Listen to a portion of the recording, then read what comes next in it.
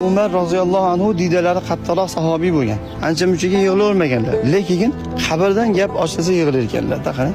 Shunda hayron bo'lishib so'rasalar, javob berar ekanlarki, qiyomatda do'zaxni gapirsa yig'lamaysiz, sirotni gapirsa yig'lamaysiz, mezonni gapirsa yig'lamaysiz, hisobni, mahshargohni gapirsa yig'lamaysiz. Nimaga qabrni gapirsa yig'laysiz? Ey Umar deganlarda Hazrat Umar aytgan ekanlarki, chunki qiyomatda ham, do'zaxda ham, sirotni ustida ham men bitta o'zim bo'lmayman-da.